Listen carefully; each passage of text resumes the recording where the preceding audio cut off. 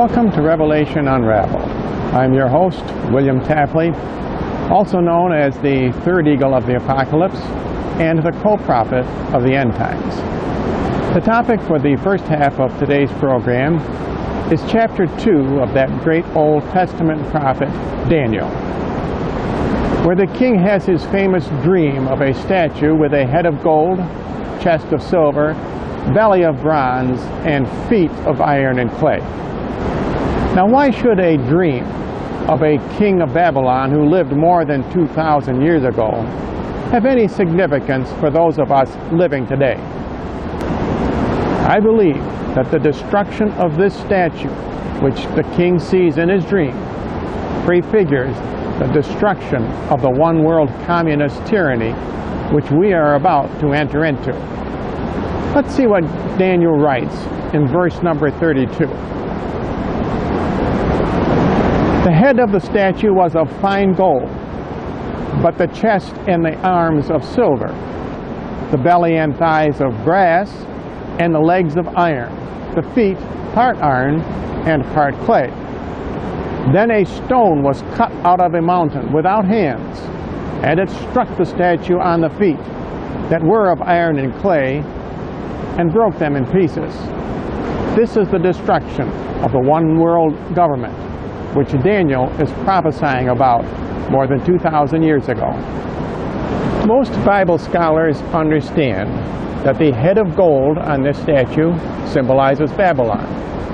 The arms and chest of silver symbolizes Persia. The belly and thighs of brass symbolizes Greece. The two legs of iron symbolize the two halves of the Roman Empire.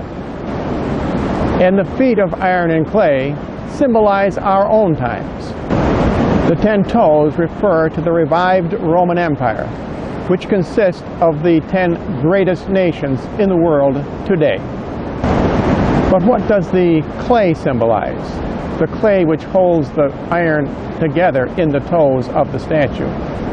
The clay symbolizes mankind, because man was made out of the dust of the earth. God made us out of clay. That means that the end times one world communist tyranny will be one world under man, not one nation under God.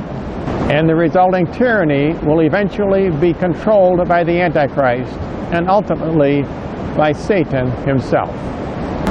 Now, the stone that breaks the statue and hits the feet refers to Jesus when he comes and sets up his millennial kingdom. We are going to see that in chapter 6 and chapter 4, this millennial kingdom is also predicted by Daniel. Here in verse 44 of chapter number 2, Daniel writes, "In the days of those kingdoms, the God of heaven will set up a kingdom that shall never be destroyed, and it shall break in pieces and consume all of those kingdoms, and it shall stand forever." The kingdom which stands forever is the millennial kingdom, when Jesus will rule in the hearts of men with a rod of iron. Now, in the previous verse, number 43, Daniel writes that the iron and clay of the toes will also be mixed with the seed of man. This means that the one world communist tyranny will control even the reproduction of mankind.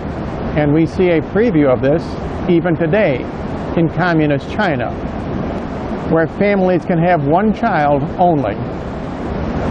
Now, in chapter number 6, we read the famous account of Daniel being thrown into a lion's den. This story, of course, prefigures the plight of end-time Christians who will have to go through 7 years of tribulation. Notice in this next verse, number 17, that the king seals the lion's den with his ring and the ring of the nobles. And a stone was brought and laid across the mouth of the den, which the king sealed with his own ring and the ring of his nobles. Now, this is almost identical to the great tree that is cut down in Nebuchadnezzar's dream, as related in chapter number 4.